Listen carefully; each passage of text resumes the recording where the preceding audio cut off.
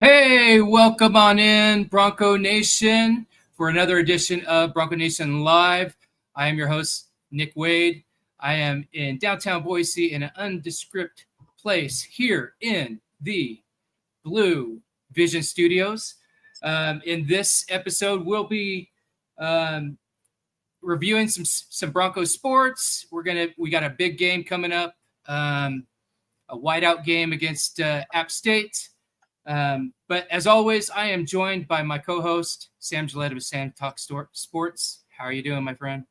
I'm doing well, Nick. Just excited for another week of football. Glad we're not on another bye week. Them bye weeks are terrible. But first, we got to take care of App State. Then we can move on to Notre Dame. That's going to be the big deal, keeping them focused on App State this week.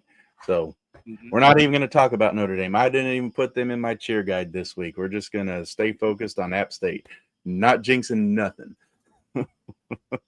Deal. So, Nick, why don't you give us a rundown on some of these fall sports that aren't football related, since we have a whole show about football. Why don't you tell us a little bit about what the soccer team's doing this week? Yep. And before I get started, Bronco Nation, if you're watching right now, it works very, very much better in YouTube. So if you want to hop on over to YouTube, subscribe really quick, and then get in the conversation. We will put your comments, your questions up on the board live during the show. But yeah, we will let's prime the pump with some other Bronco sports. We've got currently in the fall, we have women's soccer going on. We have women's volleyball going on. Tonight they are starting their conference openers. We got the women's soccer team. They are taking on the volleyball team is taking on Grand Canyon tonight. They are in Phoenix, and the women's soccer team is taking on. I'm drawing a blank here, but they are in Boise right now, and they are taking on. I know who they're taking on next. They're taking on Florida State on Sunday. But one second, I will bring it up on Bronco Nation updates. While you're doing that, I'll go ahead and talk a little bit of rugby. Yeah. As y'all know, the rugby club was in action at home at Lincoln Field Saturday. They took down number 1 Montana State 32-29 and are in sole possession of, I guess, first place. But they're odds-on favorite to win it all as long as they can keep this momentum rocking. Really, really fun watching rugby play. I'm really mad that I don't actually get to go to those games because I don't live in Boise, but I would if I was there. So you only have one more chance to get out and catch them in October before they're on the road the rest of the year. So get out there and support your rugby clubs, all your club sports at Boise State. They're doing it, and they're doing it on their dime for the most part. They have to pay to be a part of those clubs. So get out there, support their club sports. They have true passion for their craft because they have to pay to play, basically. So, Nick, hit us with that soccer. All right, I'm here to rebound. Sorry about that, guys. It was a brain fart. The women's soccer team are playing Wyoming tonight at the Boise Center. So, been hyping that out since Tuesday. Hopefully, they got a good crowd supporting them tonight at the home conference opener. They are coming off a draw last week with Idaho. So they are currently 2-3-3. And they're taking on Wyoming, who is 5-2-2. On the volleyball side, you've got the women's volleyball. They're doing really good this year. They're wanting to bring the title back to B-Town, and right now they are currently Canyon University, who is also 8-3. So that should be a good showdown in Phoenix. So yeah, looking to see how that shakes up, and we will be we'll be rooting on those women to bring another title back to Boise. Well, Nick, what do you say we take a quick break and bring on our guest of honor for the evening for our Football and Chill segment? Yep. Next up is our Football and Chill segment, and we've got representation from App State, so it's going to be a great time. We are cruising right along in 2025. Are you looking for a healthy change? Just breathe and let the Organized Experience help you embrace change. The Organized Experience team masters in the art of helping people find freedom through decluttering, organizing, and creating organizing systems. So let Stacy's team help you in 2025. Visit their website at theorganizedexperience.com.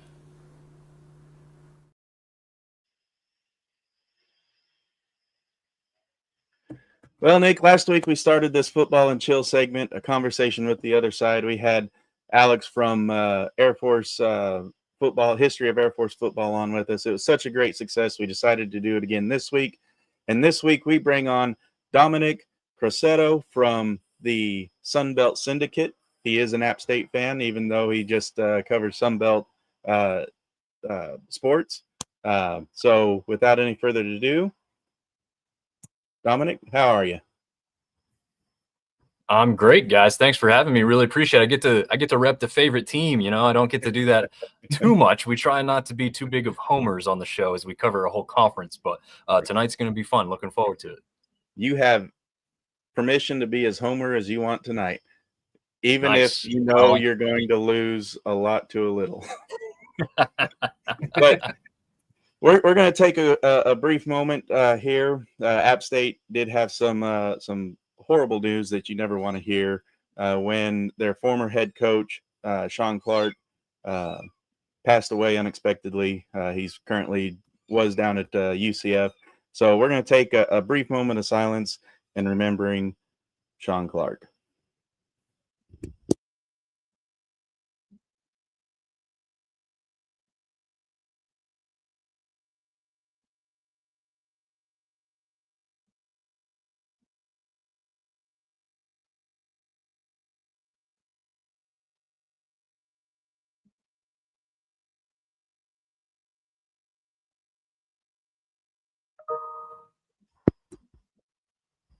All right. You never want to hear that, especially someone who helped your program.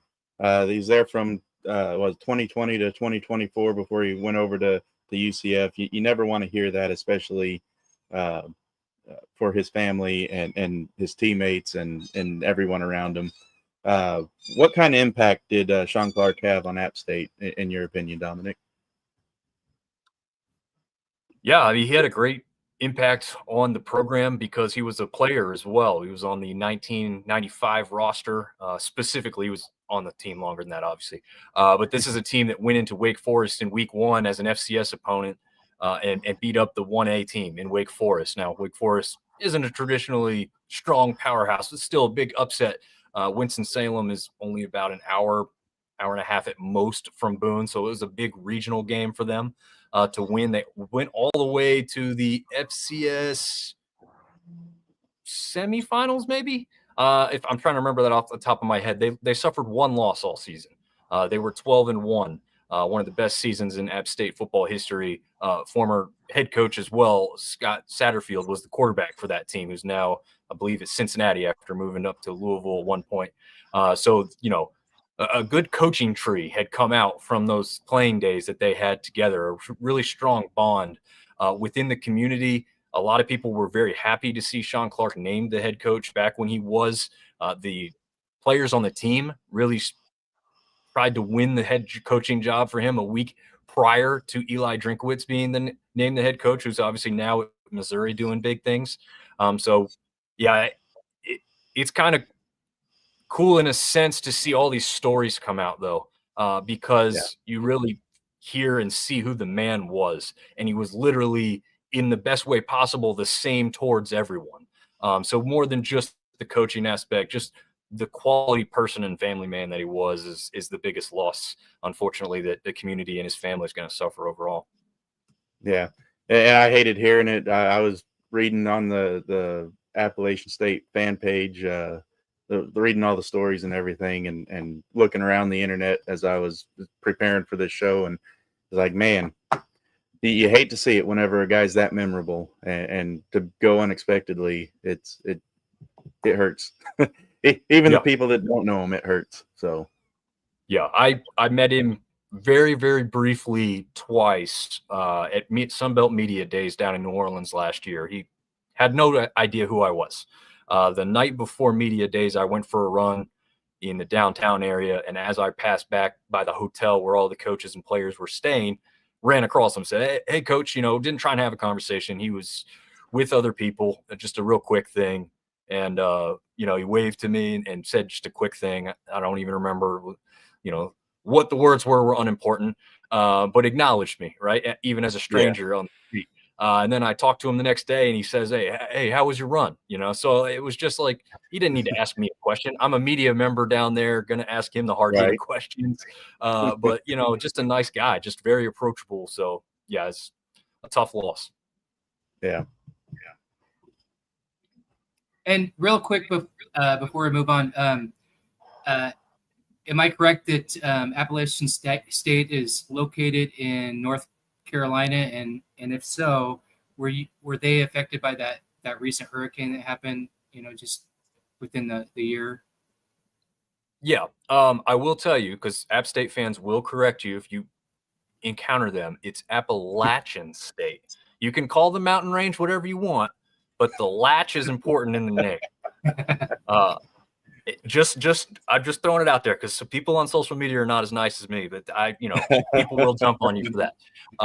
Or just go with App State. That's kind of the branding that they've gone towards anyway. Yes, they were affected by Hurricane Helene. Shawn Clark was still the head coach, obviously, when that game happened. The Liberty game was supposed to happen in Boone that Saturday when all of this had really occurred. It greatly affected the town for a long period of time. I was up there this past summer. I still have friends that live in the area, a season ticket holder, even though I live 3 hours. I actually live in Chapel Hill, North Carolina. So I live about 3 hours off the mountain. As I was up there, most of the town has kind of gotten back to normal for the most part. But what's crazy is you can still see them taking down massive trucks full of debris and vegetation that they are clearing out. And luckily, most of that is gone from the places where it needs to be moved so that people can get around and get back to their normal lives. And Asheville was probably hit in a bigger sense for a longer period of time. But Boone definitely suffered some good loss there. And unfortunately, a lot of cars for students seem to be what took the biggest hit. My apologies for the West Coast accent over here. So I'll keep it simple and go App State. There you go. There you go. Sorry, fans, man. Yeah.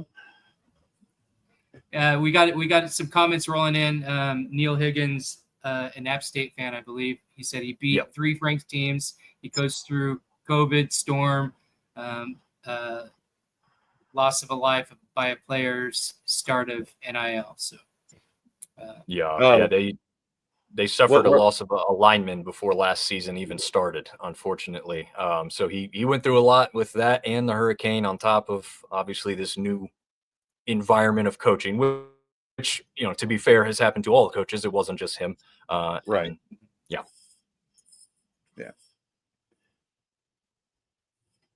So there's a very important question that needs to be asked. How much do you bench?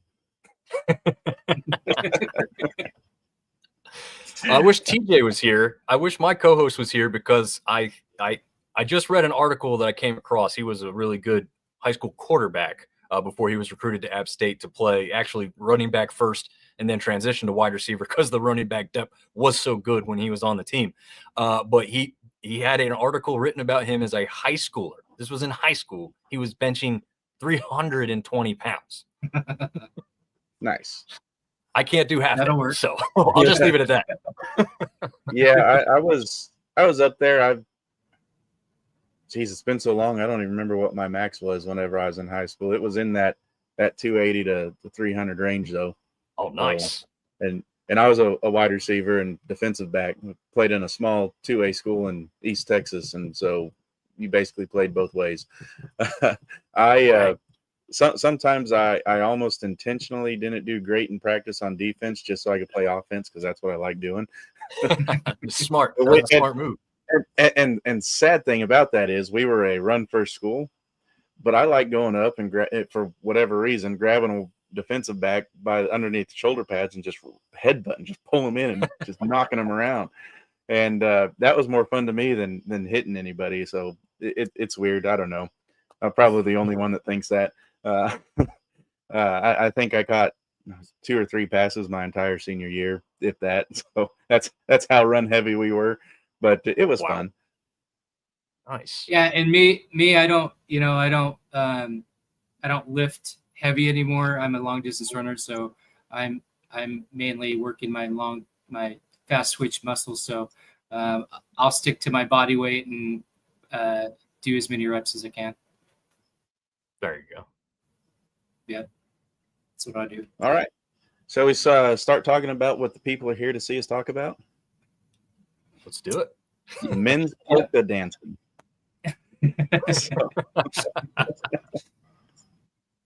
So coming into week 5, we have App State and Boise State. Obviously, it's really is going to be a fun matchup because App State has a very high-powered offense, passing offense. Granted, they haven't really played a whole lot of quality teams yet. This is going to be their first true test of the year, I believe. Outside of Southern Miss. Southern Miss was probably a decent test there, but Boise State secondary has been pretty bad. They have some bright spots, but they've been pretty bad over the course of the year so far. They do need to improve some. But how do you think App State's passing attack is going to fare against Boise State's lackluster secondary? I think they're going to be pretty successful in the air. And that's one of their strongest points, obviously. They're not down on the running side either, the rushing attack. But A.J. Shawn, quarterback, is 3rd in total yards within the Sun Belt Conference as of right now. He is 1st in yards per game average, though. So he's getting it done. And obviously, just like you guys coming in, only 3 games on the season, whereas a lot of these other quarterbacks have already played 4. So pretty good statistically looking there. A.J. Shawn did practice, as we learned from Weston, who does some reporting for us on the website side of things. He did practice yesterday, I believe, and maybe he had practiced earlier than that. But he is supposedly going to be back and the starter for Boise game, which is good because we saw the quarterback depth probably not really there, although we do have J.J. Cole in the wings, and he was unavailable against Southern Miss. So we had really 3 quarterbacks go against the Golden Eagles, and one was a freshman, and the other one was Billy Wiles, who used to play at Southern Miss. But, together they didn't combine to really bring App back into that one after A.J. Shawn had gotten knocked out. But as wide receivers go, Jaden Barnes is going to be the guy that brings the electricity. He is your smaller, faster, twitchier wide receiver. He's going to be returning some kicks and some punts possibly. And he is 3rd in total yards in the conference, again, in only 3 games, and 1st in yards per game average. But you've also got Dalton Strollman over there, and Cummings, the tight end, has really stepped up here lately and he's got some really good size to throw around. So he isn't taken down easily. I think the passing attack is going to be the strong suit of this App State offense on Saturday. Yeah. And you made a mention of the run game not being too bad. You're Rashad Dubinion. Yep, perfect. All right. 71 carries, 400 yards, 2 touchdowns, and a couple of receptions to go along with it. A.J. Shawn, you said he got knocked out. He's got a QBR of 45.5, good for 94th. Do you see him improving on those numbers this week, or do you think it's going to be a bit more of a dogfight than what the paper numbers may suggest? I definitely think this game's going to be close. I think for both teams, it benefits coming off the bye. I think App State needed the bye more. You guys had a 2-game win streak coming into the bye, whereas App State obviously was reeling after the Southern Miss loss and the way in which they lost that game, having 3 turnovers, 3 interceptions really within, I think, not only just the red zone, but I think if TJ had let me know in last week's episode correctly, 3 interceptions within the 7-yard line specifically. One was fumbled by Dominic, who had kind of gone out on a running back screen kind of swing pass look. He kind of was jumbling it, and as he went to the ground, kind of popped it straight up into the air, 99 yards the other way for Southern Miss for the touchdown. So a really tough break when you're literally about to waltz into the end zone untouched, and then instead they go the other way for 7 or 6 until they kick the field goal or the extra point there. But yeah, he is 11th in the nation overall in running. And again, 3 games, just like you guys.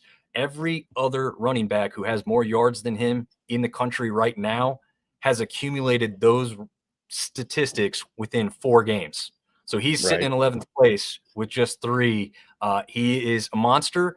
I will say the weird thing here is his average is about 5.6 per carry, but his long is only 26. So he's more of your like bowling ball, battering ram type of running back. He's not necessarily your 70, 80-yard break the run off type of guy. Not sure he really has that breakaway speed. So if your Broncos can contain him quickly, obviously that's going to be the most success you're going to see there on defense by getting him down early and preventing him from continuing to stay on his feet and grind for a couple more yards. I'm not going to lie. I haven't watched too much of App State football this year, not for lack of not wanting to, but there's been better football games on at the same time. But is he shifty? Like, or is he just, you said bowling ball, is he just going to sit there and he's going to seek out that contact and punish you so that he can maybe make you think twice about stepping in front of him the next time he gets the ball? Yeah, to me, he prides himself on contact. He wants that contact. He welcomes it. Specifically in the first game of the year, lucky enough to see that one live in Charlotte. They played at Bank of America Stadium where the Panthers play. Again, inviting the contact. There was a play, I believe there was 3 or 4 Charlotte defenders. He bounced off 1 or 2 quite quickly, gave a stiff arm to another one, and one of the other players was making a beeline for him at the sidelines and tried to just really hit him. And he he took like a step back, but he didn't even go down to the ground. And then he just looked over him, as somebody would, that you can't bring me down.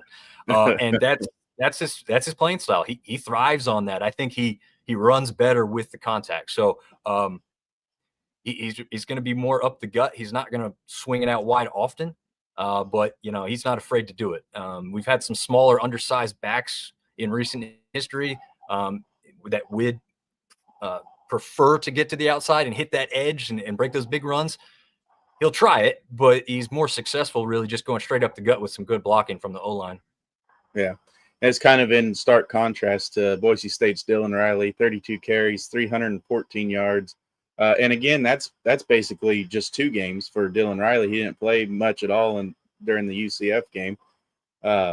But 314 yards, 5 touchdowns, 3 receptions, 89 yards, and a touchdown. He is that more shifty back and has that breakaway speed that Dominic may not have. Nick, in comparison, do you see Dylan Riley with his shiftiness being able to do more damage, or do you think Dominic's going to be able to kind of just wear on the defensive line and make his will be known? So, I think so. You got 2 different styles of running backs. Dominic would probably remind me something closer to home, like a Doug Martin. Yeah. Really able to punish the defensive line.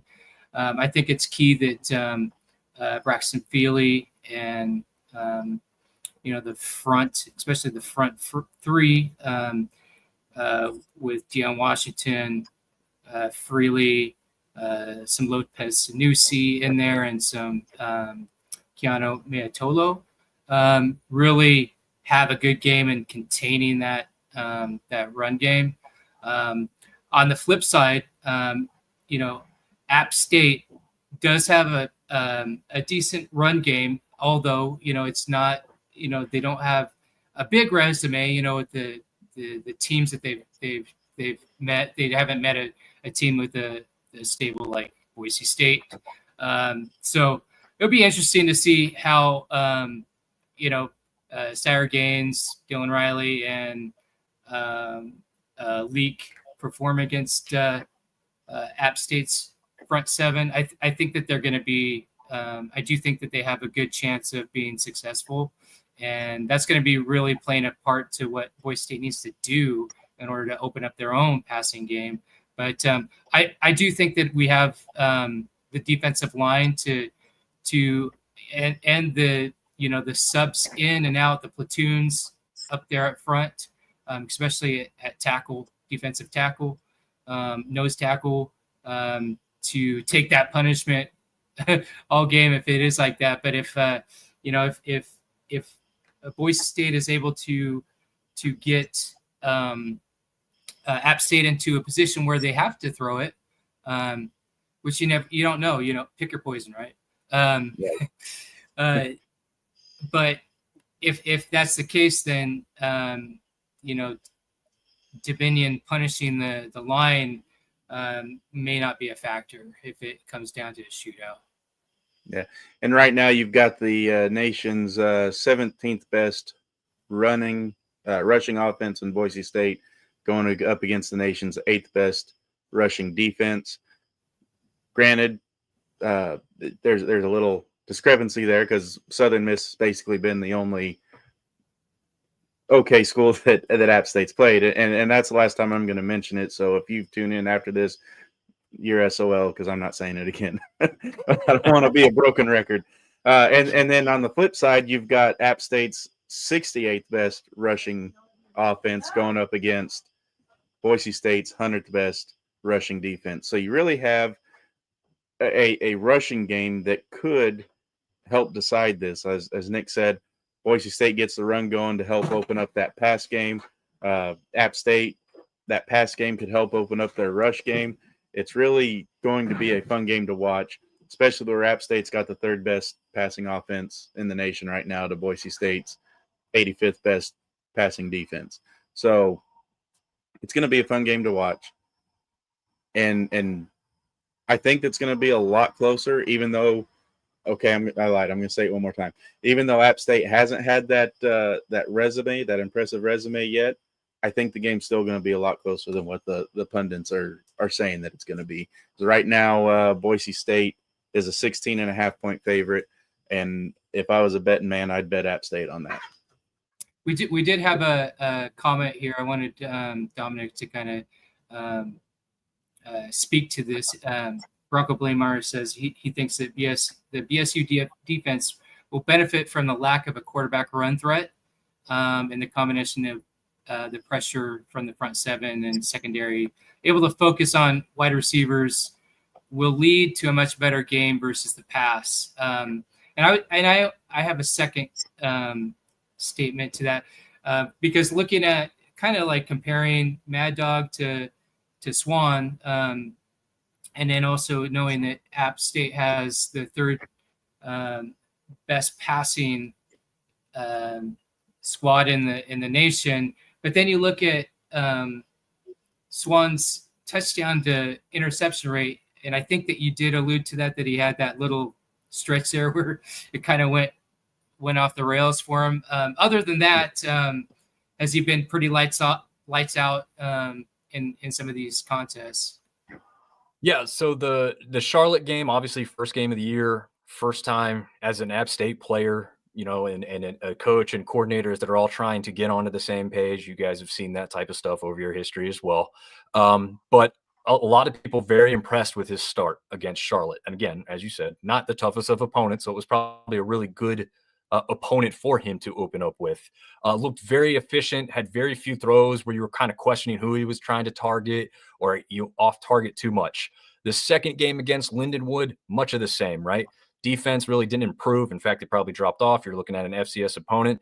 But if you watched that game, the eye test still told you not too bad of a game for him. He was hitting wide receivers in the hands quite often, and they weren't coming up with the catches. And then again, when we're talking about this red zone offense, not sticking it into the end zone, you had Dalton Stroman, who had a 70-plus yard catch and had the ball batted out of his arm right before he crossed the goal line.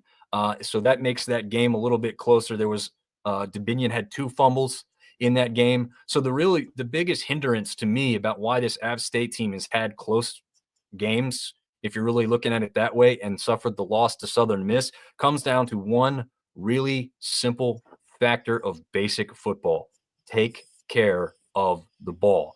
And then that's why I said that bye week coming in was vastly, you guys are going to have your opinions. I think it was vastly more important for App State to hit that bye before this matchup with Boise, because they had a whole lot of things they need to clean up, and they're basic. I mean, they're not hard, right? You're talking about how good this offense is statistically. The rushing attack is pretty good. We don't really know how much depth is there yet, because we haven't needed anybody really behind Dominic to really truly step up. We've got Lewis as our second leading back. We saw the most of him in the Charlotte game, and ever since then hasn't needed to touch the field as much because Dominic's been the workhorse.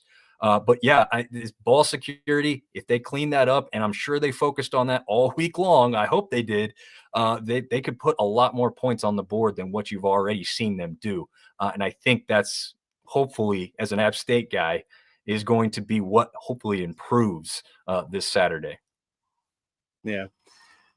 If Boise State's going to get a run game going, they're going to have to, and even the pass game, they're going to have to get a game plan around Kevin Abrams, Verwain. Is that how you say it? Yeah. Yep. 10 tackles, 4 of them solo, but where he's going to mess with Madsen, I believe, where Madsen's that shorter quarterback, is he's got 2 pass deflections, getting them big old mitts up there, and a forced fumble. So, and 1.5 sacks. So the O-line's definitely going to have to keep an eye out on where he's at if they're going to have any shot at getting any kind of continuity on offense rolling. Yeah, another name to throw out there for you, Shawn Collins. Hasn't really stood out on the stat sheet as much as he has in year previous, but a Michigan State transfer is literally a mountain of a man, and will come off that edge on occasion as well. And he statistically was sticking out a little bit more last year than he has so far this year, maybe kind of a little banged up or something. I'm not 100% on that, but that's a name that's a little bit farther down the defensive stats as you look at it now, but one that could come around at any moment. So just be on the lookout for a big man named Shawn Collins over there too. Now, we hyped up the offense and the defense of App State. Boise State's offense isn't no slouch either. They're 46th in scoring, which could be better, but you take away the USF game and maybe make that a little more competitive. Maybe they're top 30 in offense scoring, but they got the 17th best rushing attack, as we talked about. And even for all of his troubles that some people say with Madsen, they still have the 24 best passing offense in the nation right now. And they've done it against USF, who went on to beat Florida, and then of course Air Force played lights out there, minus the one ill-advised throw that resulted in the pick. But they got the number 11 best offense in the nation right now, and then App State, of course, has the 27th best defense. So it's really going to be a good game. I really think so. But touching on Madsen, he's 54 of 95, 808 yards, 5 touchdowns, that 1 interception last week, 1 sack, and he's got 15 carries for 66 yards and a touchdown. I'm going to put that on the back burner because back to what Bronco Blameyer said about a non-mobile quarterback, Swann's not that non-mobile. He has that ability to be able to get out there. He's got 9 carries and 46 yards. So if it rises to the occasion, Dominic, is that something that Boise State shouldn't play too lightly against, or is he just gets out there whenever the pocket breaks down and there's nobody in front of him? That's the way you ended that is the best way to describe it. He's a very opportune quarterback when it comes to tuck and run. He's not going to beat you with his speed. He's not your typical, dual threat type of quarterback whatsoever. He is a pocket passer. But yeah, if there's a lot of green in front of him, he will be smart enough to go ahead and tuck it and get that 5 or 6 yards easy and go down with the slide. He's not really going to welcome the contact like Dominic is for obvious reasons. Most quarterbacks don't. But yeah, he's definitely not going to pull it often, especially if the running backs are picking up chunk yardage and he doesn't need to. But they will use it as a tool to kind of break up that offense and give you guys a little bit of a different look from time to time. It sounds like this is going to be a game of quarterbacks. Which quarterback is going to rise to the shine? And Nick, we have Maddox. He's got a 50.9 QBR, good for 83rd.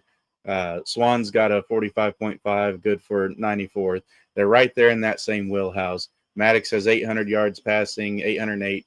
Shawn's got 879. Both of them have 5 touchdowns. The one game where Shawn had all the interceptions and stuff, let's put that out there and say they're going to be pretty evenly matched on the touchdown to interception ratios. They both been sacked very minimally. Shawn's got 2, Maddox has 1, and they both make those opportune moments. Maddox 15 carries, 66 yards. He's not that mobile of a quarterback either.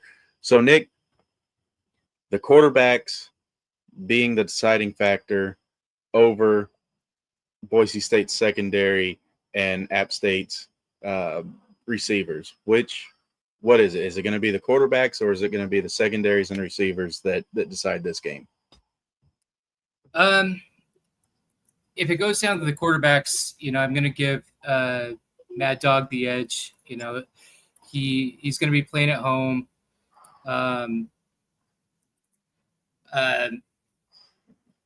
That interception that he threw last game, kind of a fluke thing. He normally takes care of the ball. As far as if you look at the stats on both of them, that's why I wanted to ask Dominic about that. That value in the interceptions. If Shawn can continue his play from the whoopsie, I think that would be neck and neck. And if that's the case, and if Mad Dog turns it over once, it could very well come down to the secondary, and that should be concerning for Boise State. That's for sure. In my article, I wrote that that's a major concern. Sticking to assignments. Getting burned too often when it's not really necessary. And then we'd really like to see those DBs jam and do some press coverage at the line of scrimmage, something they haven't been doing for years. And then when you have such a high-rated passing offense come in, you got to do what you got to do to disrupt that. So I'm hoping to see a little bit more of that. I actually really think that this is going to come down to the running game. Yeah, and if the secondary is going to do anything against Shawn, it's going to be because Ty Benefield has stepped up and really got that, as a leader, gotten that secondary whipped into shape this year, or this week, I should say, and really got them focused in. He's got 26 tackles and an interception, 19 of which solo tackles. So he's really been that glue for the secondary for Boise State this year. The one standout in an otherwise depleted and sieve-worthy pass defense. Do you think that players like Irby and McCoy and the Notre Dame guy, I can't every time that the second week in a row his name's Jaden Mickey. There it is, Mickey. Do you think they're going to step up to the challenge, knowing that they got this passing attack coming in, or do you think they've already looked ahead to Mickey's revenge on Notre Dame? Well, I hope they're not looking ahead to Mickey's revenge on Notre Dame, but I have all the confidence in Buck back there. Like I've said from when he was a freshman, he's an NFL talent. He's been coming into his own every year. He's been progressing. I think this is. I think you're going to see this home game he's gonna really shine, and probably lay some smackdown on the iconic blue. As far I do think that Marion McCoy will rebound. You know, he did all right against Air Force. There was a little mishaps, but I think he'll rebound and tighten his game up. As far as Mickey, I think that we will see more of Mickey. I think he's that sticky guy, and I think that he may be the key that we need in the secondary in this game. And I think that if he's in and he's effective, I think that may give us the edge over this passing offense. Yeah. And going back to something you said a little bit earlier, Dominic, you said that App State coming off the bye week probably benefited them more than what Boise State would be coming off of a bye week, something along those lines. I got to disagree with you just for the sake of conversation, but I think that the Air Force game probably gave Boise State something to focus on, being at Air Force. So they don't have that bye week where they can say, okay, well, here's App State this week. We have a whole extra week of practice. Let's go ahead and start looking over at Notre Dame for the following week. So I think that Boise State not having a bye week coming into this one may actually be more detrimental to App State than if they did have that bye week, just because they don't have the time now to look forward to Notre Dame. What are your thoughts on that? Yeah, I mean, I can't speak to too specifically how much they'll do that. I really do think a lot of teams have to focus on what's in front of them only anymore. I mean, we get that coach speak all the time, but Right. You just like if Boise was coming to App or Vice, you know, how it's going this week with App traveling up there, you just can't look past a G5 team that's been towards the top. And I think we can safely say both have been. Now, App State has fallen off over the last year, but, you know, there were some other things in play, and, you know, occasionally those things happen. I think it's the third losing season in forever. I mean, it's just insane how long they've gone with a winning season, and very successful winning seasons, much like Boise State has done. Obviously, you guys going to the CFP last year and doing very well. But yeah, I just leaned on it for App because I said they're not performing well, right? Like they're moving the ball. How are they up there at the top, one of the top offenses in the country, but they can't score points? Right. It's the some, you know, ball security thing they had to work on, and they needed to, you know, stop early in the season and refocus their time and energy on something that hopefully is easy to fix. But yeah, I mean, if there is stuff that's going to creep in to the Broncos team and former team members of the team that they will play coming up, yeah, I mean, it probably does hit at the right time where they can't, you know, go off course too much. Right. And to your point, App State has the 13th best total offense and the 87th best scoring offense. So that goes to your point of not being able to finish off drives. Nope. So. Nope. That's the most shocking part. I don't know, even covering the entire conference, if I've ever seen an offense do what they've done, which is successfully move the ball so well, but they just can't score. Right. So what are your game thoughts? How do you see Saturday going? Well, yeah, I broke it down. I think the defenses are going to have a tough time because I think both offenses are going to have success. How much of it is the debate that we've been focusing on the most, and I think it's the right thing to do.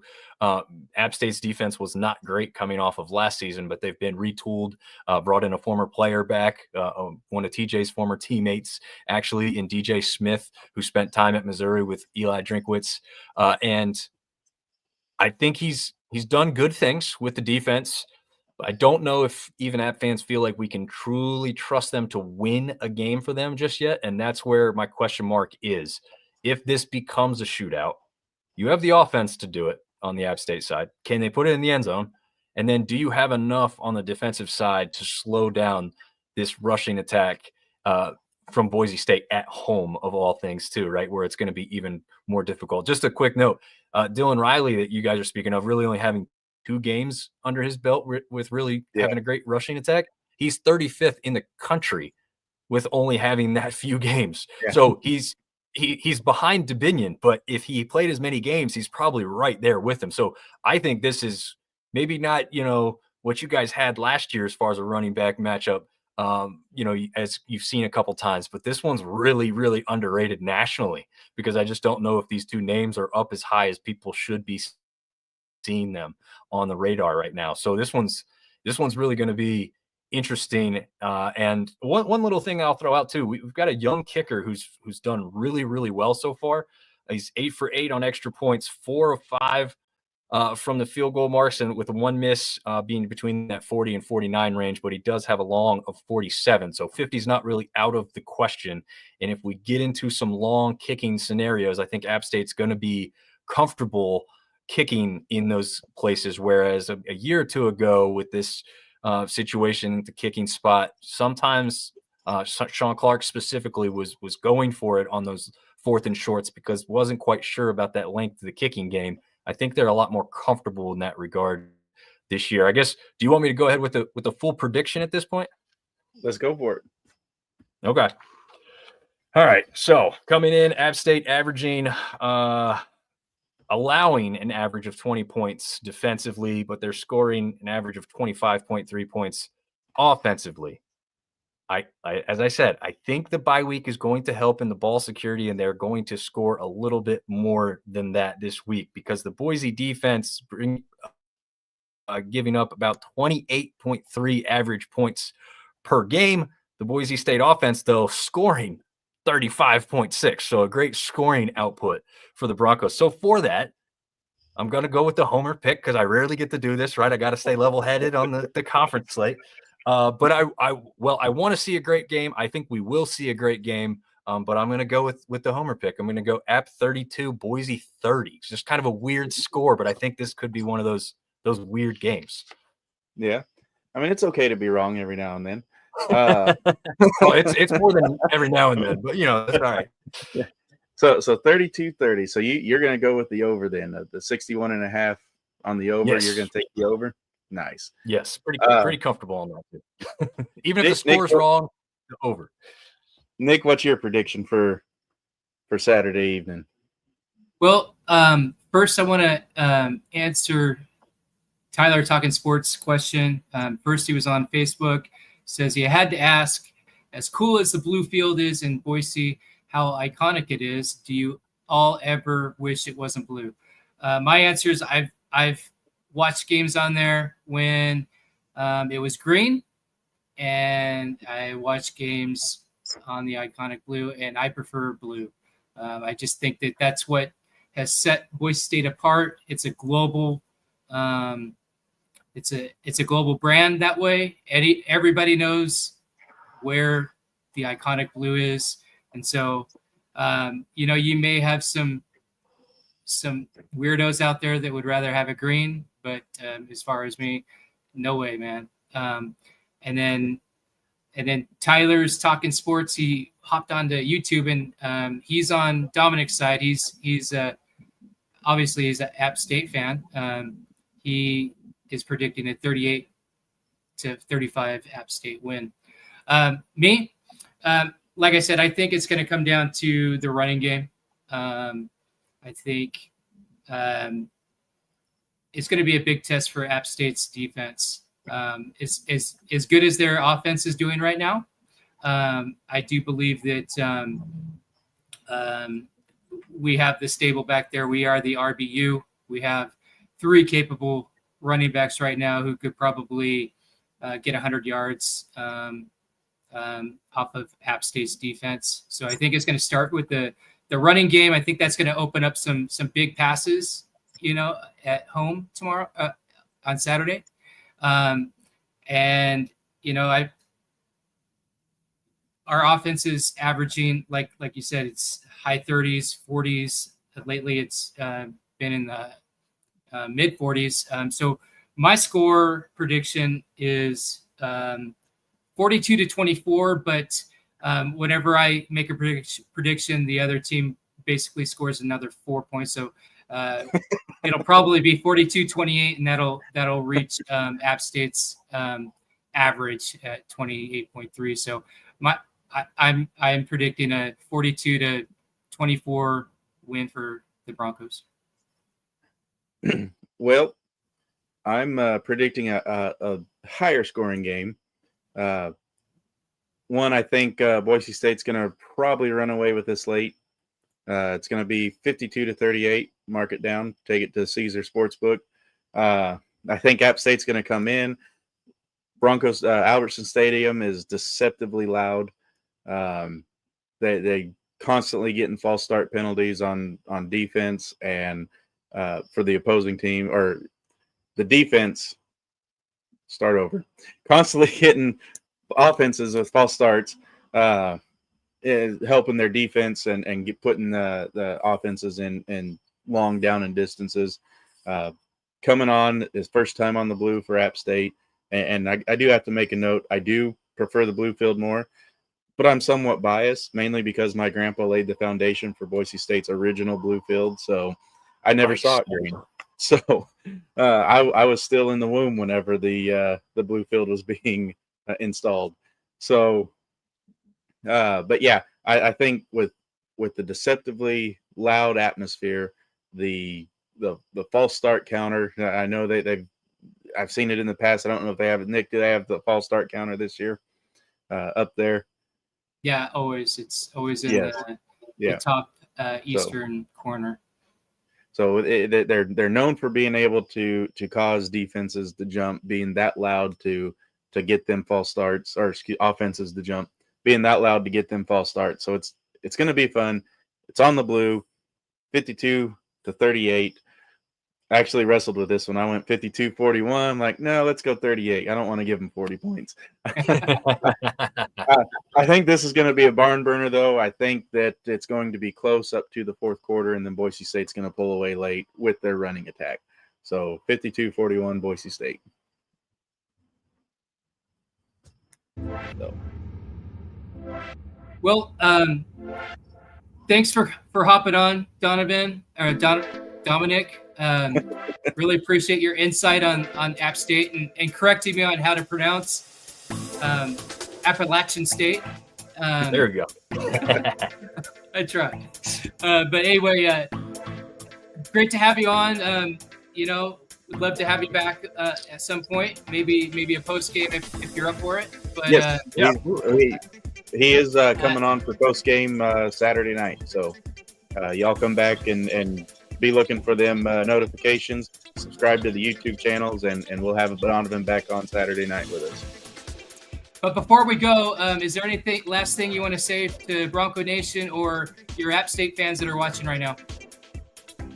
No, I mean, I think as far as I'm concerned, after this game, I want to see Boise go undefeated, take down Notre Dame, and keep bringing the blue blood that is the representative as best you can to the G5 level. And good luck in pack whatever it's about to be, right? Yeah. Thank you, Dominic. All right. Yep. Thank you. Guys. Appreciate you, and we'll see you later. See you guys. Elevate your hydration. Not all water is created equal. Boosted oxygen water is infused with a unique oxygen composition, delivering superior hydration that fuels your body like never before. More oxygen, more refreshment, more energy. Perfect for athletes, fitness enthusiasts, and wellness seekers. Boosted oxygen water goes beyond basic hydration. It revitalizes, restores, and recharges so you can conquer your day. Love the iconic blue turf at Boise. All right, and we are back. I did have an update on the volleyball game.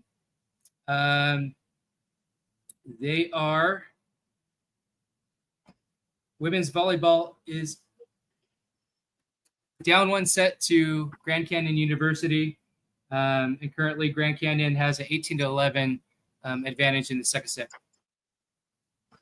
All right. Well, let's move into cheer guides, Nick, shall we? Right on. Let's go. So obviously we want Boise State to beat App State. That's a given. If you don't, then okay. But Utah State has a very big game this week against Vanderbilt, and I don't think that Utah State has that big of a chance to win this one.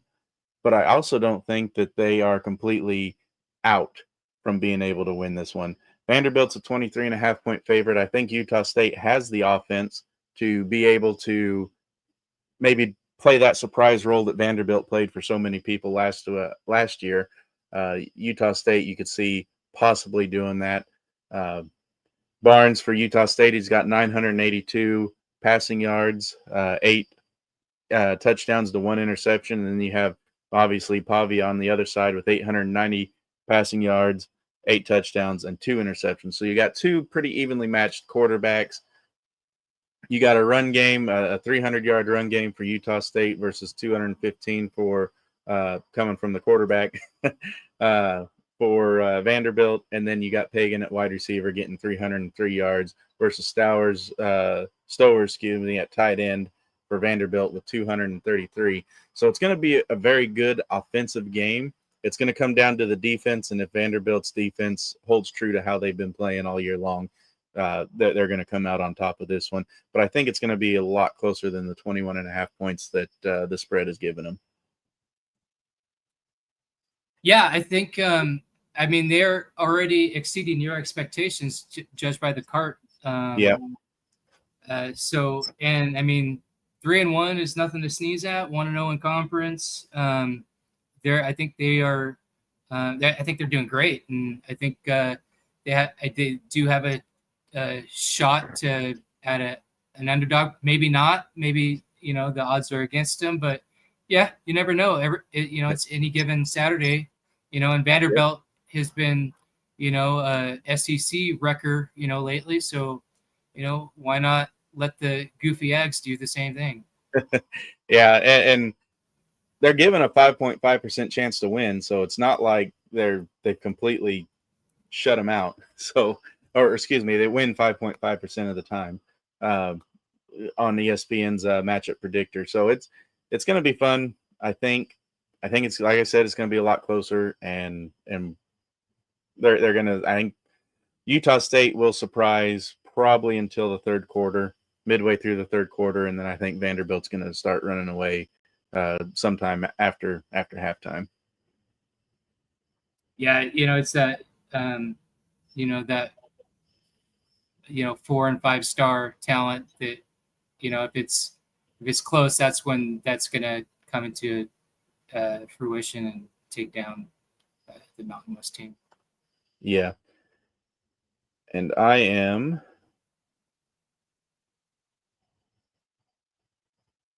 I'm missing something. Okay, so we're going to pull up. We'll skip over San Diego State because I'm missing their card right now. I don't think it loaded into the studio.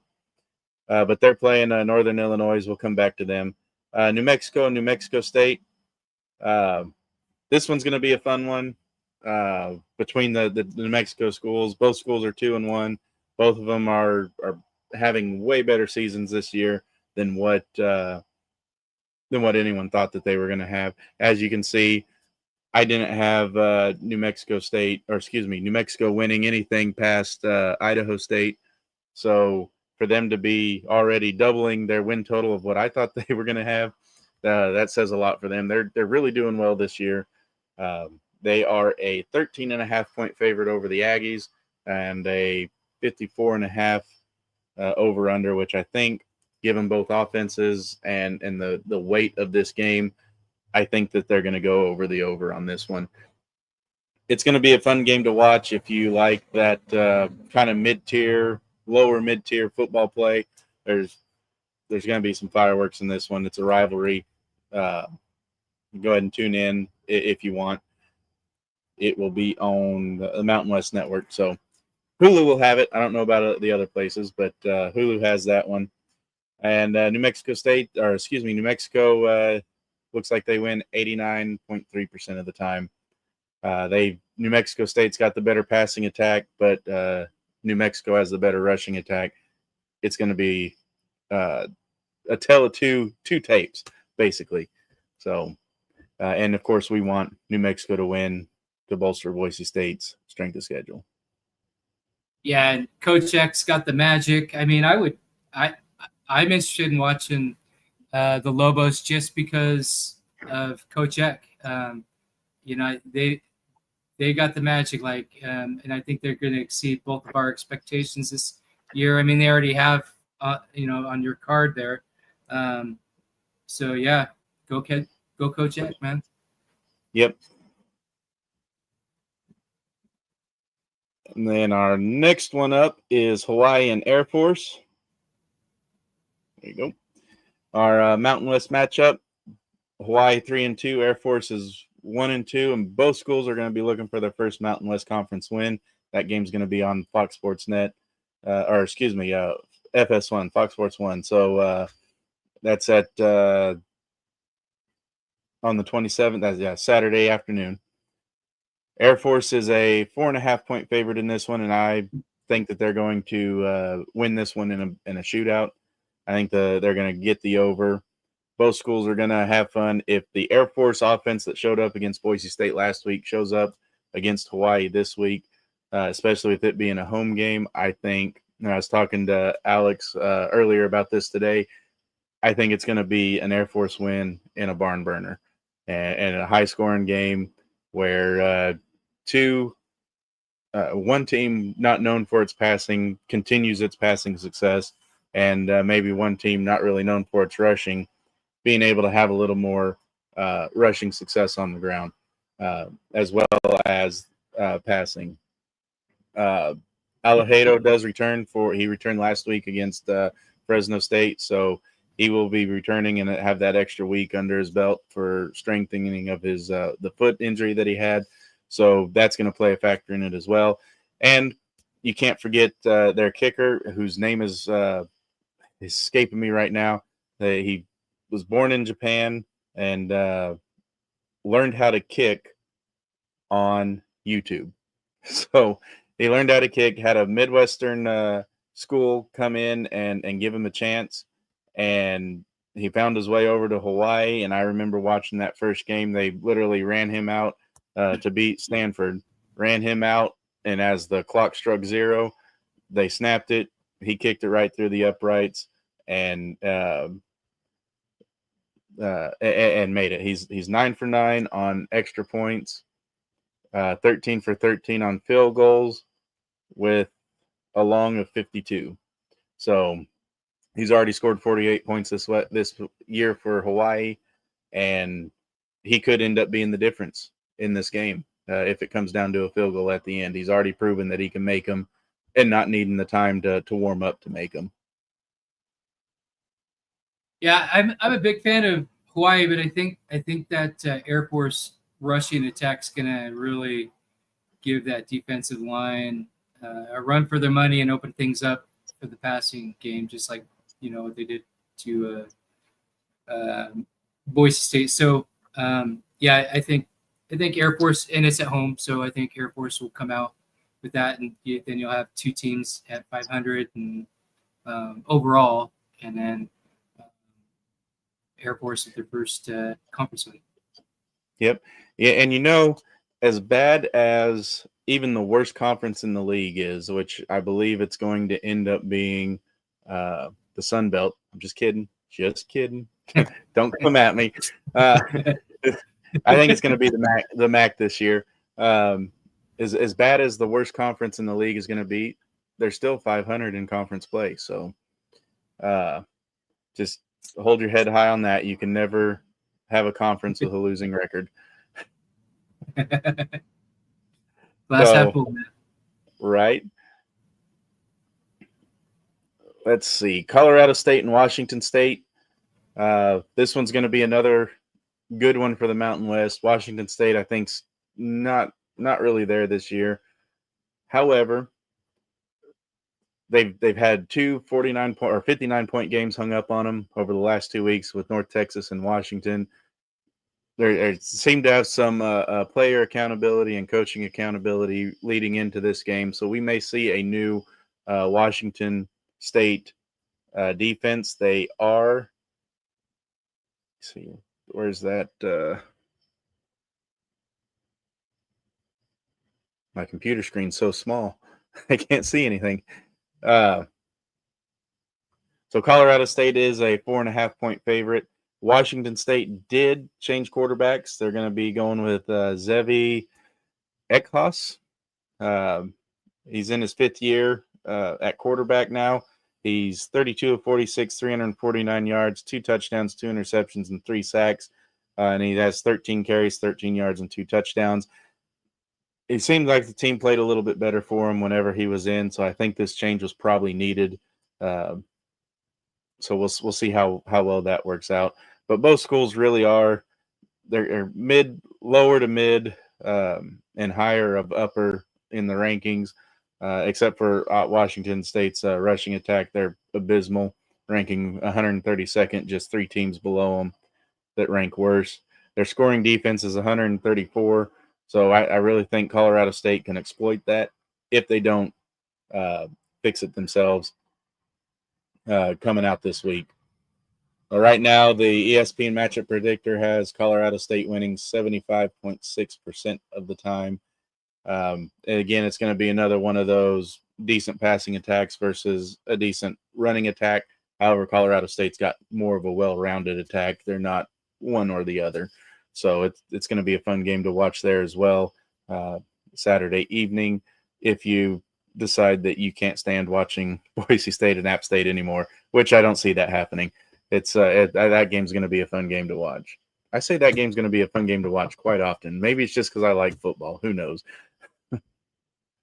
No, it's going to be an event in Boise. It's every time there's a big gap between games, especially if you're riding a winning streak, the fans, the faithful, it's going to be loud. But yeah, we're going to go for Colorado State with this game, right? Yes, Colorado State over Washington. The other Mountain West team doesn't really play any kind of cards for Boise State because they don't play San Jose State. But this game really could go either way. They're both San Jose State and Stanford has only won one game. Stanford's 1-3. San Jose State's 1-2. That game's going to be played on the ACC network, and Stanford's a 2.5-point favorite. Both teams winning kind of help since Boise State doesn't play either one of them. San Jose State bolsters the conference record, but Stanford winning bolsters Hawaii's record, which bolsters the conference record.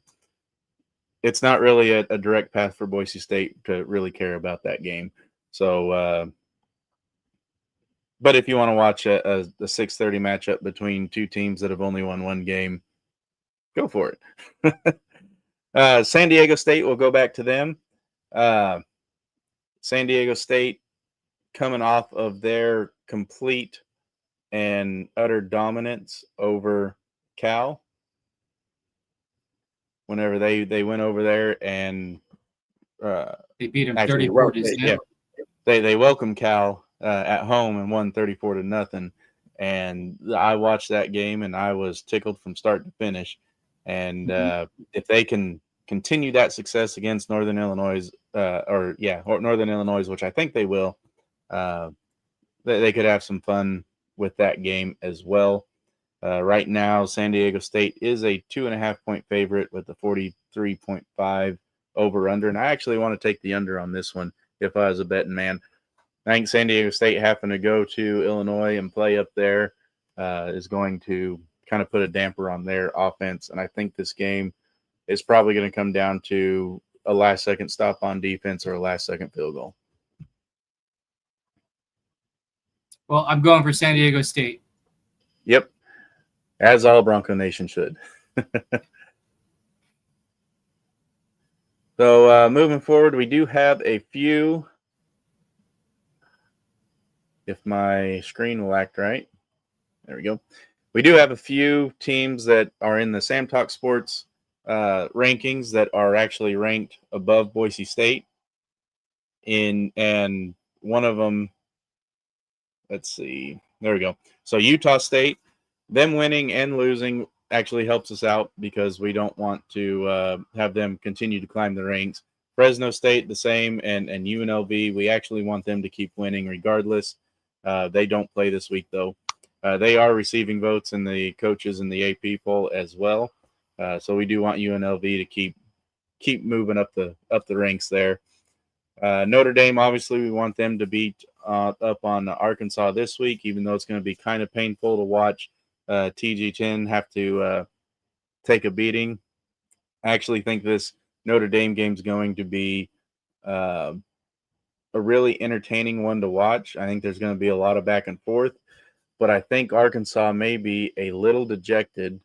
For 2 weeks in a row now, they've given up game-winning drives to a fumble, and you don't know how that is going to play on the psyche of the team, if they're going to rally around and really come out swinging, or are they just going to lay down and have this a lost year. You just don't know how much that's going to affect. Notre Dame opened as a 6.5-point favorite, and they're now a 4.5-point favorite. And even though I want Notre Dame to win this one, I actually picked Arkansas in my pick'em group. So go Hogs. But Carr for Notre Dame, he's got 737 passing yards, and Taylor Green has 1,191 passing yards to go with his 360 rushing yards. Jeremiah Love, he really hasn't been much of a threat this year yet.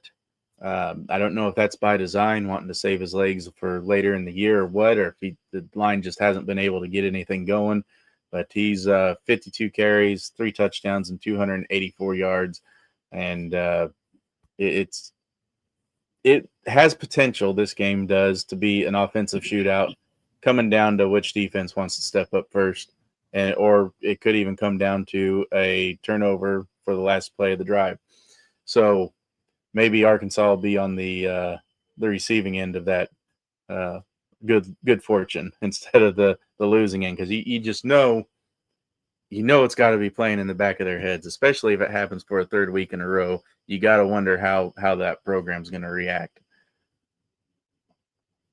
I'm not in a pick'em league, but I'm going for Notre Dame because I think we do need a 2-2 Notre Dame when we go into South Bend. So, I'm sorry for, TG10, but, I gotta go with Notre Dame because that's going to, I think in the long run, that's going to help us out. And, but he's having a spectacular season, man. 1,100, almost 1,200 yards passing and leading his team with 360 yards on the ground. I mean, that's classic. That's classic Taylor Green, man. Yep. 14 total touchdowns, and it's only 4 games into the season. So he's making a case for Heisman. If Arkansas was undefeated right now, you bet your tail he'd be number 1 on the Heisman watch list right now. Really doing wonders for his draft stock. So and I know a lot of people say that the coaches are the reason Taylor Green left. Taylor Green was going regardless. It didn't matter what the coaching situation was a couple of years ago. He wanted to play in the SEC from the get-go, and he knew that Boise State would give him the recognition and the play time to be able to showcase his talents for when the SEC schools came to calling. So you can say that it's coaching all you want, but talking with him, or not me personally talking, but seeing the interviews with him and the people around him, he was long for the SEC way before any coaching changes happened at Boise State. Yeah, and I think with 3 losses, he's just going to be, his performance is going to raise his NFL draft stock, and so he's got a bright future. Maybe not in the college playoff, but go Irish, man. Louisiana Tech's another school that could cause some trouble. I think their schedule's going to bump them down a notch. So just kind of give you guys an idea of why these schools are above Boise State, I have a prove it ranking. And if you follow Sam Talk Sports, you'll see it. I don't have all the way down to where Louisiana Tech's at it right now at 58, but I do have a prove it ranking, and basically my formula rewards on-field play. So I don't look at popularity contest. I don't look up what matchup's going to be better to watch at the end of the season and base my rankings based on that. It's whatever you do on the field, that's what I'm looking at. That's what the formula is factoring in, and this is where you're going to be ranked at. So Louisiana Tech's ranked 58, 2 spots above Boise State, and but I think they're going to see their stock start to fall the further into the schedule they get.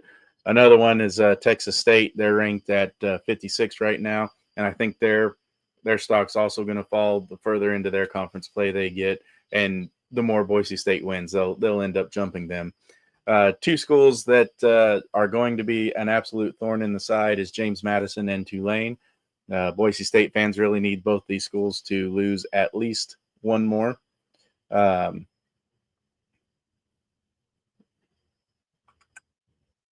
right now, Tulane, they play Tulsa, who just came off their win against Oklahoma State. So Tulsa's riding the high. Maybe they can ride in and beat Tulane at 3 o'clock Saturday Central Time on ESPNU. James Madison, another school. There we go. So take care of James Madison for us. Yes. Fresno State's another one that Boise State can probably win the head-to-head on them, as well as UNLV, and take over. Old Dominion's been a surprise this year. They're another team that, let's see, does App State play Old Dominion? My computer's jumping around on me. Let's see, Sunbelt, there you are. So Old Dominion plays Liberty, which Liberty's fallen off this year. They're a 1-3, so I don't see them as a threat anymore for postseason play. So as far as Old Dominion or Liberty beating Old Dominion, we actually want that to happen. And App State does play Old Dominion anyway, so they can take care of them. See, if we beat App State and then App State beats all the people we need to lose, then it's I scratch your back, you scratch my back. So it's a win-win. Florida State, or excuse me, South Florida. Obviously, we all know the heartbreaking moment that happened with the first game of the year, losing like we did, and then them turn around beating Florida, which doesn't seem like that great of a win anymore, especially after they got annihilated by Miami. But if they continue to win, they're still going to be able to hold Florida and Boise State over the heads of, or over our heads. And the voters are going to see that. So we really need Florida State to definitely lose a few more games throughout the year. Or excuse me, South Florida. Man. Florida State losing would probably help too for some of these other schools. See, South Florida plays Memphis. Nope. South Florida's off this week. And right now, one of the schools that we did, let's see, where? Nope, they lost last week and dropped now. East Carolina's beating Army right now, 28-6 with 8 minutes to play in the fourth. And neither one of those schools, East Carolina's at 69, and Boise State's ranked 60. So East Carolina winning that one's not going to be too big of an issue. Navy, on the other hand, they play Rice. Rice is 3-1. Navy's 3-0. We do want Rice to go into go to Navy and win Saturday afternoon, just to knock Navy down a couple notches. North Texas, they play South Alabama. North Texas is 4-0. South Alabama is 1-3. And we want North Texas to lose that one as well, because they are quickly climbing up and becoming a bigger threat to Boise State's chances at the CFP. than what I originally thought they would be. And then the number one threat is Memphis after knocking off Arkansas last week. They are currently ranked 23 in the Sam Talk Sports Prove It rank and receiving votes in the AP and the coaches poll. So if they continue winning this week, they got Florida Atlantic. I don't see them losing to Florida Atlantic, and they opened at a 13.5-point favorite. I really think it's going to be a lot more than that. Florida Atlantic is okay this year, but I don't think they're Memphis okay. If Memphis can stop the pass game, then they're going to run away with that one. So that's your Boise State breakdown on who we want to lose to get us back in that CFP running. There's quite a few of them. Boise State currently ranked 60 in the Prove It poll. You got Utah State at 59, Louisiana Tech at 58, Texas State at 56. Then you got Tulane, James Madison, and Fresno at 52 to 50, UNLV at 46, Old Dominion at 44, South Florida at 43, Navy 37, North Texas 34, and Memphis 28. And it's important to note that my formula between Boise State and Memphis, Boise State sitting at a 4.782, and Memphis is at a 1.911. So there's not a large percentage point between the two. And from Boise State to South Florida is less than a percentage point. So really a couple wins and a couple losses either way. And we're looking at Navy, North Texas, and Memphis being the only three teams in front of us.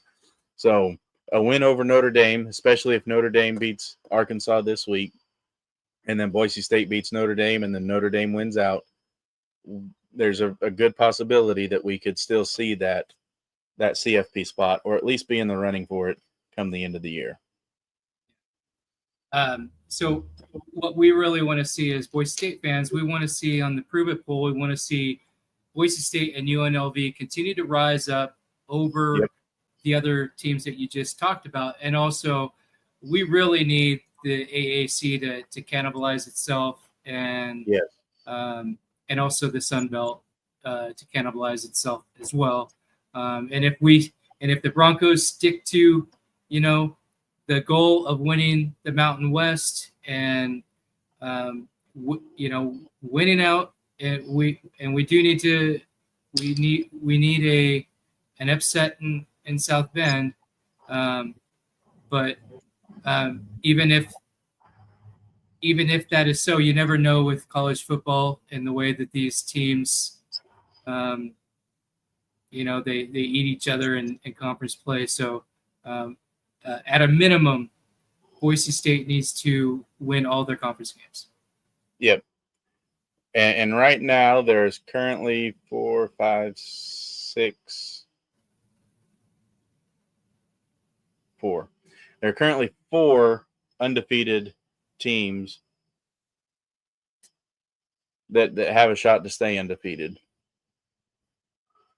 in front of us that we need to lose.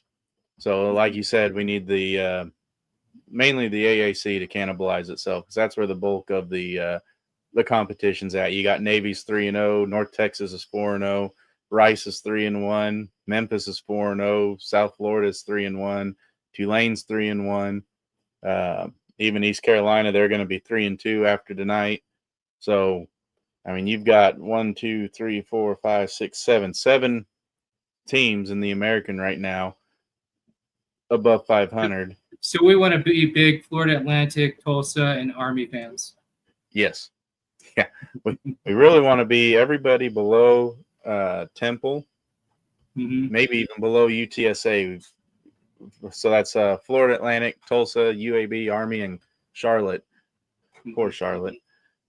We really need them to really learn how to play football and make some noise. Because even if the AAC cannibalizes itself, they're going to have to do it on a 2 and 3 game basis in order for it to make a big enough impact that Boise State can jump up. Because right now, South Florida's win over Boise State, that is going to be the nail in the coffin to our CFP hopes if it comes down to AAC or a 1 or 2 loss Boise State. So, and USF's next 4 or 5 opponents include North Texas, FAU, Memphis, and Navy. So there's a good, there's a chance there. But then again, we also need Memphis and North Texas and Navy to lose. So yep. We're rooting for everything to line up, and we do want UNLV to continue to win because we want to take that head-to-head from them as they're climbing. But we want to take that head-to-head and get that. So we got the syndicate back in. Syndicate says Boise is likely the only school out west that can overcome an East Coast bias if it came down to the AAC versus Boise. Let's bring Dominic back on stage and see if let him expand on that. What's up? Put you on the spot. Defend your hypothesis. No, I really agree with that statement. Obviously, since I made it, but I think that the Boise name, the brand, carries more weight than just saying, "Oh, well, we got to take the best American team," right? So if it came down to that, I do think that people would favor Boise. Also, you say you don't like to see or hear this, like, well, what you did last year shouldn't matter. But I think people will have that in their minds, though, right? Like, this is a team that maybe struggled in their first week and had some weird things happen. And it didn't go their way. But look what they've done since then. I mean, they're a scoring powerhouse. Yeah. They're favored by 16.5 points, no matter what I think. They're still they're getting the respect nationally across the board here. So I think if it did come down to that, like, well, we've got 2 American teams that are real good, but Boise's also sitting out there with only 1 loss. I think that's a conversation that Boise should take. Most obviously, resume is part of that, right? I have to go through each American team and see, but based off of like it's a neck and neck, it's a coin flip. That's a conversation that I think should end pretty quick with a Boise victory. Yeah, and Notre Dame, the game against Notre Dame next week. I know I said I wasn't going to talk about them this show, but you bring out the worst in me, Dominic. The win against Notre Dame is going to really speak volumes of, is Boise State going to be in the CFP or not? Because a loss there, and you can pretty much chalk them out of the conversation. So unless UNLV gets ranked and Boise State beats UNLV twice this year again. That certainly helps. So. Well, Dominic, you have any last parting words for our adoring fans? Well, wait, hold on. I'm going to put you on the spot. I'm going to do something different. And Nick, you're going to be the counter to this. So we're really going to mess with the fan bases right here. Okay? So I hope everybody's recording this so you can use it. Dominic, if you're a Boise State fan, a homer Boise State fan, what are your final thoughts on Saturday? Oh man, a homer Boise State fan. That is a situation I haven't been put into, but I guess I have done it for the Sun Belt. Like our show, I've kind of put myself in those shoes some. If I'm a homer Boise State fan, I'm looking at this saying historically, App State has not played very well west of the Mississippi. And this is obviously west of the Mississippi by quite a bit. You're coming off of a bye week, but you are traveling a pretty far way to make this game happen over what you guys had said is not an easy place to walk into and play in. It's an intimidating environment that Boise fans have. So, yeah, I mean, I would say that Boise State fans should absolutely walk in here thinking they're going to win this game. You're playing an App State team that was 500-ish last year. If you take out the Liberty game that didn't happen and maybe something's different there. But yeah, I mean, not a team that was great last year, a team that has a lot of question marks still to answer. Again, they move the ball, but they can't score a lot. So yeah, I'm thinking if I'm a Boise State fan, I'm thinking pretty comfortably at this point with how they've been rolling ever since that week 1, letdown. Yeah. All right, Nick, you ready? As a homer, App State fan, Appalachian State, you gotta make sure you say it right. As a homer, what are your final thoughts heading into Saturday? All right, Appalachian Nation.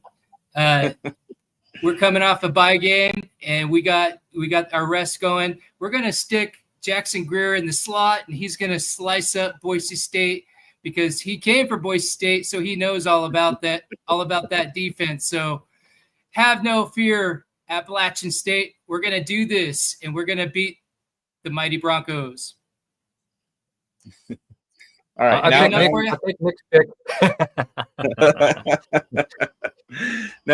now for the voice of reason. Even though I can, I made this chaos. The voice of reason. I think, as we've said throughout the show, this is going to be a barn burner. If Boise State's going to pull away from it, it's going to be late, probably late third quarter, early fourth quarter, and it's going to be with the run game. If App State's going to keep them in it, it's going to be with the pass game and try and get that bowling ball running game going against a Boise State defense that historically has been well against the run, even though they've had a down year on the run so far this year. We'll see how it all plays out. So now I'm going to talk to you as your true fan base. Dominic, what are your words for Appalachian State fans as they watch or go to the Boise State game this Saturday? Well, I know somebody who went to the Boise, I think it was their championship game last year. You hosted that. Was it snowing a little bit for that or just insanely cold? Was it snowing? It was cold. No, it was cold. Yeah. Okay. Yeah. Okay. It was one of the coldest games he's ever been to in his life, he said. But he said the thing that he enjoyed the most, and he had social interaction with you guys, Herd Bros, if you've seen him on there. Yeah. He said it was one of the best atmospheres he's ever been to. The people were awesome. They were very inviting. And he's like, I wish I could have done everything people were telling me. I didn't have enough time. So I would tell people, look, go enjoy all of it atmosphere wise, because what's going to happen on the field has nothing to do with you as a fan and the time and money you've put in to go see this place and experience it for what it is. I've gotten more into that as I've gotten older, right? It used to be only about the game, only if we won or lost. And as I've gotten older with a kid and stuff, it's like, it's about the experience. And Boise, Idaho is a really cool place. I've heard from multiple people that have been there that this place is like vastly underrated. So enjoy it, enjoy the people, and hope your team wins. But if they don't, you still get the experience that was worth the money and the time to go out there. And Nick, what are your words to Bronco Nation heading into Saturday? That's actually great advice, Dominic, because that's something that Bronco Nation can take over to South Bend when we go to Notre Dame. So yeah, enjoy that. Bronco Nation, show up. It's a whiteout. It's going to be beautiful. It's going to be an 81-degree kickoff, 5:30, in the mecca of college football here in Boise, Idaho, on the iconic blue, the global brand that is. So let's show. This is going to be the premier G5, G6 game. This is going to be one that will be hard not to watch, even against some of the Power 4 games. This is going to be a marquee game.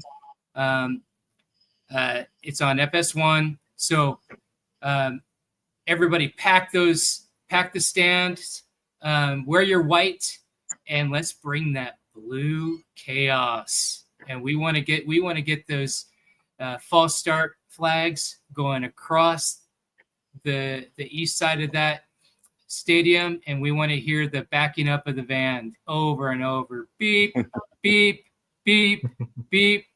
So let's be the 12th man, Bronco Nation, and let's up our fandom to championship level on Saturday. Yeah.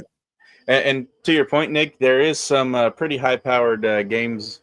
So the viewership may be down mainly because you have number 6 Oregon and number 3 Penn State on NBC. It's at the same time, and then number 17 Alabama and number 5 Georgia as well on ABC. Earlier in the day, though, you have some really good games with USC and Illinois, Notre Dame and Arkansas, Ohio State and Washington. Is Washington for real? Have they found their way back to glory? We're about to find out whenever they host Ohio State. That game is at 2:30 Central Time on CBS. I will probably be watching that one, glued to my TV to see if Washington's back. A game that could have some entertainment value to it. Number 24 TCU and Arizona State. Arizona State's a 3.5-point favorite. So that game's at tomorrow night, actually, at 8 o'clock Central Time. Also tomorrow night, you have Florida State and Virginia. Is Virginia back? They've really come on strong this year. So Florida State's ranked number 8, and they're a 6.5-point favorite. So that could be a very fun game to watch to prime you up for Saturday ball. That game's tomorrow night at 6 Central as well. And, of course, all the Mountain West games, the lone Sunbelt game that we covered, obviously, the Boise State-App State game.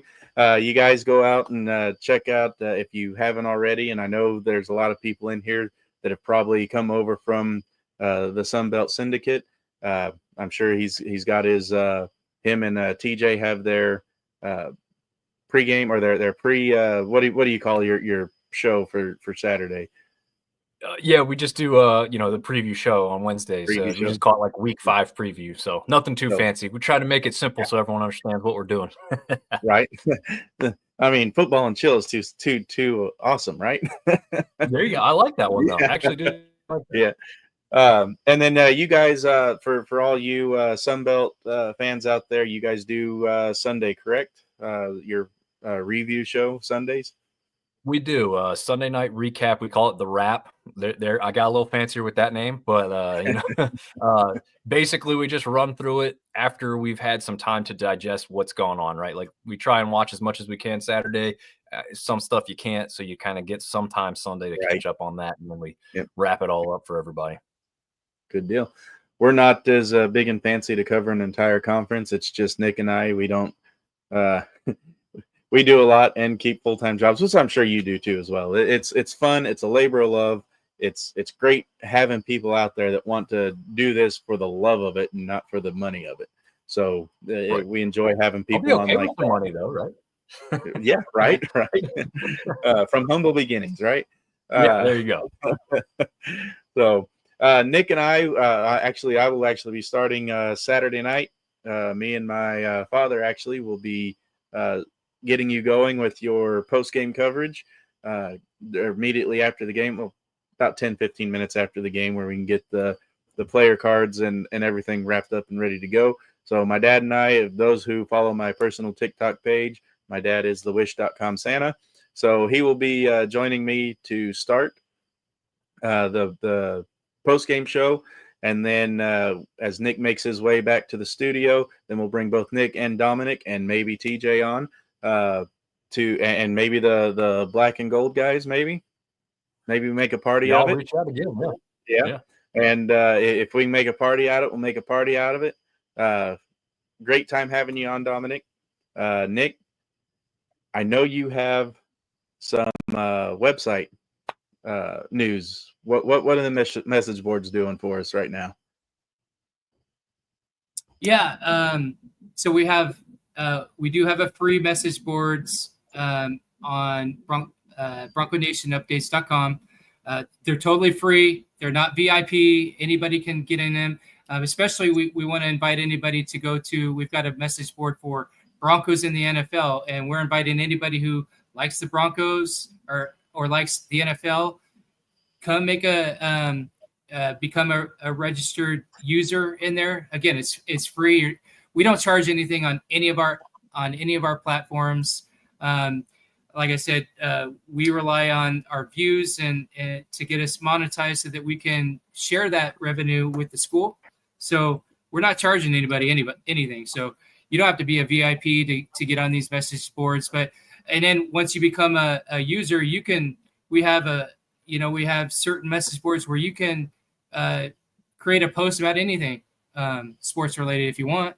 But we do have message boards for all the different types of sports for the Broncos. But we're really picking up some steam with the Broncos in the NFL with users and fans. We're averaging about 1,000 new users a week in that. So everybody's involved. Everybody's encouraged to join the conversation in there. Yep. And all you App State fans, it's free to register. It's free to join in. Come talk your respectful smack, and let's have some fun in the message boards. Yeah, and we got it. We actually do have a game thread, Boise State App State game thread up in there right now. So go into BroncoNationUpdates.com in the menu portion, click on boards, and then create your login, and then you're in. And then all you do is go in the football tab, go into the Boise State App State game thread, and that is the official online game thread for Boise State fans. And then, if you're an App State fan, go in there and start smack talking. we love the smack. Yep. Someone will find their way, I guarantee. It's the only smack I've ever done.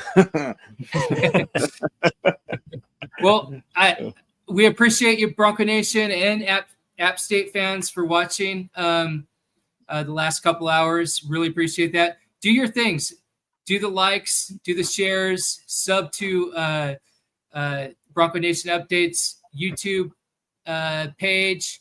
Where can people find you, Dominic? Pretty easy. Sunbelt Syndicate, just about everywhere. Just smash it all together. Twitter's like one letter short, but just use what you can, and you should be able to find us. And Sam, where can people find you? Sam Talk Sports on Facebook, sam.talks.sports on Instagram, samtalks_sports on X, and just as soon as all the Oracle stuff gets finalized out, I will be working on Sam Talk Sports TikTok. So be on the lookout for all that. Once I know that TikTok is for sure not going away, I will start putting time and effort into videos on that. Mm-hmm. And as always, Bronco Nation Updates has dominated all platforms in social media and online. So, and all you have to do is go to BroncoNationUpdates.com, and right across the top, you'll see every single outlet. Just click in there and start following us on all that, and you get a good variety. Not all of them are the same. There may be some duplication, but we try to mix it up with some variety with video and articles and stuff like that. So again, appreciate everybody who's watching. We'll let Dominic say goodbye first, and then me and Sam Talk Sports will do the honors of closing the show. Absolutely. Well, thanks again for having me, guys. I know there's going to be, I'm not exactly sure the exact size of the contingent, but there will be a strong App State showing of faithful there. So hopefully they can do us proud and have fun interacting with you guys before what happens on the game. And then, for our side, hopefully they celebrate afterward. But I know no matter what, everyone's probably going to have a good time up there. And I'm looking forward to watching it on TV. All right. And, it's good having you on, we'll be right back here in the post-game show after the game. We'll have Dominic back and hopefully some others. But Bronco Nation, keep bleeding blue. Remember, let's raise our fandom up to that championship caliber. The teams on the field are trying that, so we got to raise our game. Every single home game, let's get louder, all right? So bring your A game on Saturday and bleed blue. Go Broncos. Go Broncos. Hi, I'm Ron Dorn. I'm president of Blue Elevation.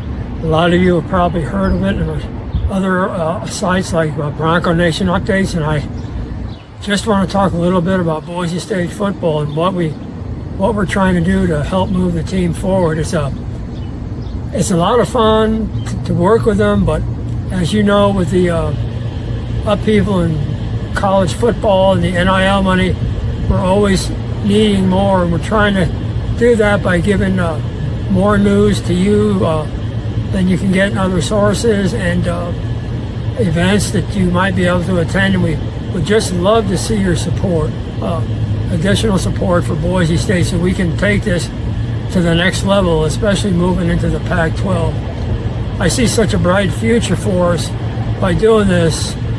For those of you that are as old as I am, you remember when we had wooden bleachers and we did rodeos in the stadium, and we had good coaches and we were doing the best we can with what we had.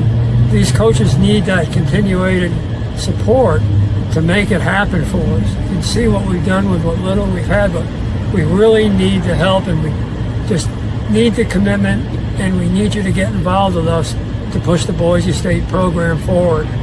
Again, especially going to the Pac-12, and especially the futures out there, and what the basketball team is doing, the women's softball team is doing, and some other sports that I follow. We just want to keep you involved and focused and helping us out any way that you can do that to support our university.